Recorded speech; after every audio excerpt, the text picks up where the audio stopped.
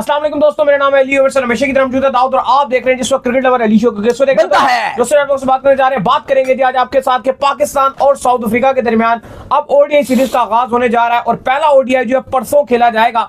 17 दिसंबर को जो है पहला ओडीआई खेला जाएगा जो कि आपको पाकिस्तानी वक्त के मुताबिक शाम को 5 बजे जो है देखने को मिलेगा। तो क्या होने जा रही है पाकिस्तान की पहले ओडीआई में प्लेइंग 11। ओडीआई तो रिजवान फिर भी जीत रहे हैं, ओडीआई सीरीज भी चलो रिजवान ने जो है वो जीती है, लेकिन T20 तो रिजवान बिल्कुल ही नहीं जीत पा रहे। बट ओडीआई कहीं ना कहीं जो उनका फॉर्मेट जरूर है जिसमें उनको कप्तानी भी करना आती है, लॉन्ग फॉर्मेट है, उसके अंदर वो बॉलें डॉट भी करें तो हम उनको कुछ नहीं कहते हैं। बड़ी मजेदार क्रिकेट जो है पाकिस्तान की तरफ से ओडीआई में फिलहाल तो देखने को मिल रही है।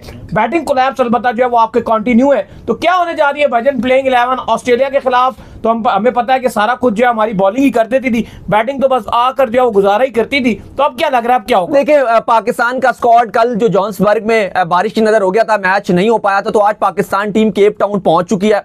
कल पाकिस्तान टीम का प्रैक्टिस सेशन रखा गया, केप टाउन में ही रखा गया। दोपहर 2:30 बजे जो लोकल टाइम के मुताबिक 2:30 बजे होगा और यहाँ के शाम को तकरीबन 5-6 बजे के 5:30 बजे के टाइम जो है वो प्रैक्टिस सेशन रखा गया। तो आपको पता है कि मैच तो चूंकि आपके केप टाउन में नहीं है बल्कि पार्ल स्टेडियम में खेला जाएगा और दूसरा मैच केप टाउन में है, लेकिन जो डिस्टेंस है केप टाउन और पार्ल का वो तकरीबन 40 मिनट का रास्ता है, लगभग कोई 60 किलोमीटर के करीब अगर आप गाड़ी के थ्रू जाएं तो इतना डिस्टेंस बनता है। तो पाकिस्तान टीम जो कल प्रैक्टिस करेगी वो केप टाउन में ही करेगी और फिर पहला मैच पार्ल स्टेडियम में जो पार्ल में है, दूसरा आपका केप टाउन में। लेकिन अली साहब जो बड़ी इंपॉर्टेंट चीज है वो ये है कि पाकिस्तान अपनी कल 11 क्या उतारेगा, कल सॉरी कह रहा हूं जो आपका फर्स्ट ओडीआई है उसमें क्या उतारेगा, क्योंकि बहुत सारे स्लॉट्स तो आपके लगभग नजर आ रहे हैं कि तय हैं, लेकिन कुछ चीजें ऐसी हैं जो पाकिस्तान को डिफरेंट करनी पड़ेंगी जो आपने दौरे ऑस्ट्रेलिया में की थी। बिलखसूस आपका जो फास्ट बॉलिंग आपने वहां रखे हुए थे कि 4 फास्ट बॉलर के साथ आप वहां पर जा रहे थे, यहां पर हमने देखा है कि सेकंड T20 में आपके फास्ट बॉलर का भुरगस बनाया गया और पिचेस वैसे ही मिलेंगी जैसे T20 में मिल रही थी, क्योंकि टेस्ट में यहां पर आपको मुश्किल विकेट्स मिलते हैं, लेकिन T20 और ओडीआई में बहुत फ्लैट विकेट्स होते हैं, ग्राउंड छोटे होते हैं और फिर अगर आपको वो मारना शुरू होते हैं तो फिर वो छोड़ते नहीं है, बिल्कुल धोते हैं। लेकिन अली अभी भी जो सवाल है वो आपके मिडिल ऑर्डर पे रहेगा, क्योंकि मिडिल ऑर्डर आपका अभी भी कोई इतना खास और कोई इतना स्टैब्लिश नजर नहीं आ रहा। अगर आप ओपनिंग देखते हो तो आपके अब्दुल्ला शफीक और साइम अयूब दोनों ओपनिंग करेंगे और वो इस समय अच्छी ओपनिंग कर रहे हैं, ऑस्ट्रेलिया में भी अच्छी ओपनिंग की थी, वही आपके होंगे। नंबर 3 पे आपके साबिक कप्तान बाबर आजम आ जाएंगे और उम्मीद कर रहे हैं कि शायद वो इस एक आध मैच में सेंचुरी भी मार दें। फॉर्म भी थोड़ी बहुत उन्होंने T20 से हासिल की है और उनके पास टाइम भी बहुत होता है ओडीआई में, तो उम्मीद करते हैं कि वो रन बनाएं और शायद सेंचुरी भी बना दें। नंबर 4 पे आपके रिजवान आ जाएंगे। यहां तक चीजें बड़ी आसान और समझ भी आ रही हैं, लेकिन इसके बाद से अगर आप देखते हो तो आपके जितने बल्लेबाज आते हैं उनके ऊपर बड़े बड़े सवालिया निशान लगेंगे नहीं, क्योंकि देखो वहां पर मसला ये हो जाता है कि आपके जो पहले 2 ओपनर हैं वो भी ठीक खेल रहे होते हैं, बाबर भी ठीक खेल रहे होते हैं, आपके रिजवान भी ठीक खेल रहे होते हैं, लेकिन इसके बाद दाऊद मुझे लग रहा है सलमान अली आगा आएंगे। अब देखो अब इस पर आपने जो स्क्वाड में तब्दीलियां की है, पहले मैं आपको वो भी बता दूं जो आपने स्क्वाड के अंदर एंट्री डाली है। एक आप लेकर आए हो उस्मान खान को, एक आपने उनको स्क्वाड में रखा है, फिर एक तैयब ताहिर आपके ऑस्ट्रेलिया के स्क्वाड में नहीं थे, अलबत्ता जिम्बाब्वे में वो थे तो आपने उनको स्क्वाड में रख दिया। न्याजी आपके साथ मौजूद हैं, सलमान अली आगा आपके साथ मौजूद रहेंगे और कामरान गुलाम आपके साथ ऑस्ट्रेलिया में भी थे, लेकिन उनको एक मैच में मौका मिला था, रन नहीं बनाए, फिर दोबारा उनको ओडीआई में मौका नहीं मिला था, मतलब बैटिंग ही नहीं आई थी, पाकिस्तान के ओपनर ही अच्छा कर जाते थे। जिम्बाब्वे में फिर उनको मौका भी मिला था। अब ये आपके पास ऑप्शंस हैं जो आपने मिडिल ऑर्डर में यूज करने हैं। अब नंबर 5 पे अब कामरान गुलाम हैं, उम्मीद तो की जा रही है कि शायद उनके साथ जाया जाए और 6 पे आप फिर सलमान अली आगा के साथ चले जाओगे, ये भी पॉसिबिलिटीज है। लेकिन अगर आप कामरान गुलाम को नहीं खिलाते, आप ये कहते हो कि नंबर 5 पे आप सलमान अली आगा को खिलाते हो, फिर 6 पे तो आप न्याजी को खिलाओगे। नहीं, जाहिर बात है अगर आप सलमान अली आगा को खिलाते हो, न्याजी तो आपका परमानेंट पार्ट है ना, वो तो ओडीआई में आपके खेलेंगे नहीं, वो ठीक है। अब देखो ना, अगर आप 5 पे आप कह रहे हो कि अगर आप सलमान अली आगा को खिला देते हो, 6 पे आप न्याजी को खिला देते हो, हाँ। अब इसके बाद 7, 8, 9, 10, 11 जो 5 स्लॉट है, अगर आप 5 इनमें बॉलर खिला देते हो तो कहीं ना कहीं आपकी बैटिंग तो बहुत कमजोर हो जाएगी। तो फिर आपको एक बैट्समैन डालना पड़ेगा, लेकिन दाऊद मसला फिर अगर बैट्समैन एक डालते हो, एक सेकंड अली साहब, 2 पेसर खिलाओगे ना आप शायद। अगर आप एक बैट्समैन खिलाते हो ना तो फिर आपके पास बॉलर 4 होंगे टोटल, और फिर आपका जो 5वां बॉलर होगा वो तो फिर आपको आगा और साइम अयूब से मिलकर बॉल डलवानी पड़ेगी। नहीं, फिर मुझे लगता है कि आप जो है ना इस तरह करोगे कि आप फिर 3 पेसर के साथ ही जाओगे और 2 स्पिनर्स आप जो है सॉरी आप एक स्पिनर इंक्लूड करोगे, एक बैट्समैन और डालोगे फिर आप, हाँ।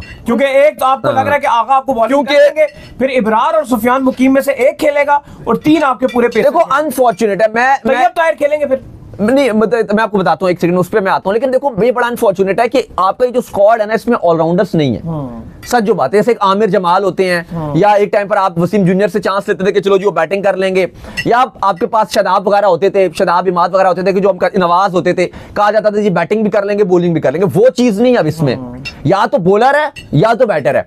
अब इससे जो आपका बिलखसूस जो नंबर 7 वाला स्लॉट होता है ना, नंबर 7 वाला, वो कॉम्प्रोमाइज होता है, क्योंकि अगर आप वहां पर न्याजी को बैटिंग के लिए भेजते हो, ठीक है 7 पे, या अगर वट एवर आप तैयब का नाम ले रहे हो, अगर वो तैयब भी बीच में आ जाते हैं, चलो बैटिंग ऑर्डर तो कोई भी इधर उधर हो जाएगा। लेट्स सपोज कि वहां पे अगर न्याजी बैटिंग करने के लिए आ रहे हैं, वो बॉल नहीं डालते। अब जो अगले 4 हैं वो बॉलर तो आ रहे हैं, लेकिन आपका नंबर 7 वाला ज्यादातर टीम्स में ऑलराउंडर होता है। अब आप वहां पे कॉम्प्रोमाइज कर रहे हो, बिल्कुल, तो वो एक चीज थोड़ी सी अब आपके लिए एक बुरी हो जाती है कि अगर आपके बॉलर सिर्फ 4 हैं, अब 5वां बॉलर भी आपके पास नहीं है, वो अब आपका होगा जी साइम अयूब आप कर दें 5 ओवर, सलमान अली आगा आप कर दें। लेकिन मुझे लग रहा है कि सलमान अली आगा क्योंकि ओडीआईस में भी जिम्बाब्वे के अगेंस्ट भी बॉल डालते रहे हैं, तो ये उनको ऐसा बॉलर ही कंसीडर करेंगे कि जी चलो जी 7-8 ओवर भी डाल दे, 3-4 साइम भी डाल दे। ने भी हद कर दी थी T20 में, साइम अयूब से एक ओवर भी नहीं डाला, ये भी बड़ा मसला। तो मुझे लग रहा है कि ये प्योरली 4 बॉलर के साथ जाएंगे, जिनमें एक स्पिनर हो जाएगा और 3 फास्ट बॉलर हो सकते हैं। हाँ, और एक जो है वो सलमान अली आगा करेंगे आधे ओवर, और आधे ओवर साइम अयूब करेंगे। अब आपकी कुछ इस तरह से प्लेइंग 11 आगे बनेगी कि रिजवान के बाद जो नंबर 5 की स्लॉट आ रही है, उसमें अगर आप कामरान गुलाम को रख देते हो, 6 पे आप अपने सलमान खान न्याजी आ गए, हाँ चलो सलमान अली आगा को रख लो, और 7 पे आप न्याजी को रख लो। 5 पे होंगे ना आपके, ये किस मर्जी को भेज दो आप, इनका नंबर कौन सा किसी कंफर्म है, कभी वो आ जाता है कभी वो आ जाता है। लेकिन अब एक चीज खाली है कि अगर कामरान गुलाम 4 पे आएंगे, 5 पे कह रहा हूँ, 4 पे आना चाहिए ना उनको। वो तो रिजवान आएंगे ना, नहीं वो तो देखो फिर रिजवान नंबर ले जाते हैं ना 4 वाला, वो ऑब्वियसली वो लेंगे। कामरान गुलाम का तो एक्चुअल नंबर तो 4 है, ठीक है, लेकिन वो बाबर आजम वाले नंबर बैटिंग करते हैं, लेकिन चलो बाबर को नहीं, लेकिन आप कम रिजवान देंगे नंबर, ये भी तो आप होगा ऐसा, तो अपनी कप्तानी छोड़ के बाबर की कप्तानी में 4 में आ गए थे, तो हाँ वो ऐसा बिल्कुल नहीं हो सकता। तो बात इतनी सी है कि 5 पे आपके कामरान गुलाम आ जाएंगे, 6 पे आपके हाँ नहीं सलमान अली आगा को शायद ऊपर भेज देंगे, 7 पे न्याजी को हार्ड हिटिंग का रोल दिया होता है, वो आ जाएंगे। 3 पेसर, हाँ 3 पेसर होंगे आपके, जिनमें एक शाहीन शाह अफरीदी हैं, एक आपके नसीम शाह हैं, और एक आपके हारिस रऊफ है, और एक आपके इब्रार। अब इन दोनों में से एक होगा, या इब्रार होगा या मुकीम होगा। इब्रार के ज्यादा चांसेस हैं, उसने बॉलिंग अच्छी की थी, तो उस पॉइंट ऑफ व्यू से आपके ये होंगे। देखो अब आप इसमें बाकी ऑलराउंडर्स होते हैं आपके पास, तो आप ज्यादा एक अच्छा कॉम्बिनेशन बना सकते हो कि आप नंबर 7 वाली जो स्लॉट है उस पर आप एक ऑलराउंडर रख देते हो जो आपको एक बॉलिंग का भी एज दे देता है, तो फिर आप चीजें इधर उधर कर सकते हो। लेकिन अभी क्योंकि हमारे पास ऑलराउंडर्स नहीं है, तो थोड़ी सी आपकी जो प्लेइंग 11 है थोड़ी सी वो कॉम्प्रोमाइज बनती है। क्योंकि देखो ना, ऑस्ट्रेलिया में तो मैच 50 ओवर तक जा ही नहीं रहा था, आप 38 ओवर में, 37 ओवर में, 40 ओवर से पहले ऑस्ट्रेलिया को समेट देते थे। वो चीज एक अलग थी कि आपको प्रॉपर अपना 5-6 बॉलर की जरूरत ही नहीं पड़ी। लेकिन अगर आप साउथ अफ्रीका में जिस तरह की कंडीशन है, बैटिंग फ्रेंडली पिचेस होती हैं, और वहां पे अगर आपको वो मारना शुरू करते हैं तो बहुत गंदा खेलते हैं, तो वहां पे इतना आसान तो नहीं होगा कि आप ऑल आउट के लिए चले जाओगे बहुत जल्दी। तो वो फिर अगर आप पूरी तरीके से, अगर आपका जो 5वां बॉलर होगा, जो कि नहीं है, आप 2-3 मिल के बॉलिंग डालेंगे, कामरान गुलाम भी है, चलो आप उनसे भी 2-3 ओवर डलवा दोगे, साइम से भी 3-4 ओवर डलवा दोगे, आपके सलमान अली आगा से भी 5-6 ओवर डलवा दोगे, तो ये तीनों मिलाकर आपको जो है वो ये 10 ओवर डालेंगे। लेकिन इससे भी ज्यादा जो आपके लिए कंसर्निंग साइन है वो आपके फास्ट बॉलर्स की फॉर्म है। अली नहीं बिल्कुल आप सही, लास्ट T20 में आप 206 रन खा गए थे। नहीं, आपके जो फास्ट बॉलर्स हैं उनकी फॉर्म तो बिल्कुल भी नहीं है। जैसे T20 में अगर आपको इतनी कुट पड़ी है तो वही कंडीशंस हैं, वो इसी तरह फ्लैट विकेट्स होंगी, तो आपके फास्ट बॉलर्स को जो विकेट्स लेनी पड़ेंगी। ऑस्ट्रेलिया में तो देखो आपके फास्ट बॉलर्स ने आपको सीरीज जितवाई थी, सीधी आपने देखा था, हारिस रऊफ ने कमाल कर दिया, तो दूसरी थी, शाहीन शाह अफरीदी ने कमाल कर दिया था, नसीम शाह बड़ी बेहतर बॉलिंग कर रहे थे। तो भाईजान आपको इस कंडीशन के अंदर भी जो थोड़ी सी मेहनत करनी पड़ेगी और अच्छे बॉल डालने पड़ेंगे। अच्छा, इस पर अली जो इंपॉर्टेंट चीज है, मैं थोड़ी सी पाकिस्तान के मिडिल ऑर्डर की बात करता हूं। अभी हमने बीच में बड़ा आसान हुआ था हमारे लिए प्लेइंग 11 बनाना, जब साइम और अब्दुल्ला ओपनिंग हो गए, 3 पे बाबर आजम आ गए और 4 पे रिजवान आ गए। अब इसके बाद जितने आपके ऑप्शंस हैं, चाहे आप ये कहते हो कि कामरान गुलाम 5 पर आ रहे हैं, आप कहते हो 6 पे सलमान अली आगा आ रहे हैं और 7 पे न्याजी आ रहे हैं, और बिलखसूस आपके जो सलमान अली आगा हैं और कामरान गुलाम हैं उनकी फॉर्म भी कंसर्निंग है। क्या आप देखो ओडीआई में अगर आप पास में देखो, ये आपके जो नंबर 4-5 के नंबर हैं, इन पे यूसुफ और इंजमाम आते थे, यूसुफ इंजमाम आते थे, या अगर आप उसके बाद भी देखो तो मिसबाहुल हक खेलने के लिए आते थे मिडिल ऑर्डर में। यानी कि बड़ा एक मैच्योरिटी वाला होता है, क्योंकि अगर अक्सर आपके ओपनर ऐसी कंडीशन में अगर 2 जल्दी आउट हो जाते हैं तो सारी फिर जिम्मेदारी नीचे वालों के ऊपर आती है।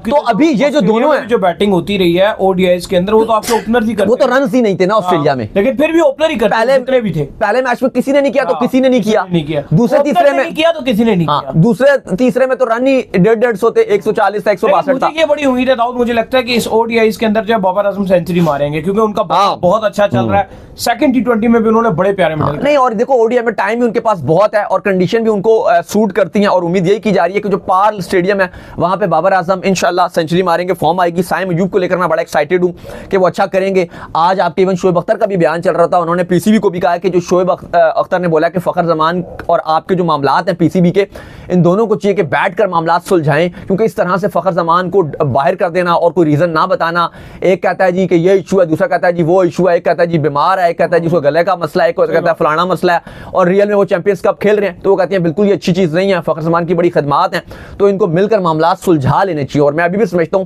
कि फखर जमान को एटलीस्ट साउथ अफ्रीका में तो होना चाहिए था। जैसे हमने देखा कि साइम अयूब कितना इंपैक्ट डाल रहे हैं और वो इसी टाइप के प्लेयर हैं, स्ट्रोक मेकिंग प्लेयर हैं, फखर जमान को होना चाहिए था। राशिद लतीफ तो यहां तक कहते हैं कि उनको तीनों फॉर्मेट्स में होना चाहिए था, आपको फखर जमान को टेस्ट में भी डालना चाहिए था। बिल्कुल ऐसा ही है, तो क्योंकि फखर जमान का आपको पता ही है कि बल्ला जिस तरह से चलता है तो वो कमाल ही करते हैं, और अभी वो आपके T20 के अंदर वो खेल रहे हैं ऑलरेडी, और लोग कहते हैं जी कि वो फिट नहीं है। अगर फिट नहीं है तो फिर वो आपके T20 में जो किस तरह से खेल रहे हैं सबको पता ही है, और उम्मीद करते हैं वेदर भी जो है वो आपका बड़ा अहम किरदार अदा करता है। चलिए अभी 2 दिन है, फिर वेदर आपको फिर आपके आगे जाके बताएंगे। चलिए उम्मीद करते हैं आज हमारे शो आपको वीडियो को लाइक कीजिए, हमारे चैनल को सब्सक्राइब कीजिए, साथ में बेल आइकन बजाइए, एक और काम कर लीजिए वही कर लीजिए कि इंस्टाग्राम पर आप जाइए फॉलो कीजिए। इंस्टाग्राम पे मुझे फॉलो कर लीजिए, वहां पे मैं मौजूद हूं दाऊद क्रिकेट के नेम से। अगर आपको कोई सवाल हो तो भेजिएगा और इनको भी फॉलो कीजिए। ऑफिशियल के नाम से लिंक डिस्क्रिप्शन में मौजूद है, जाइए फॉलो कीजिए। सुनते हैं नेक्स्ट वीडियो में। अल्लाह हाफिज़, बाय बाय।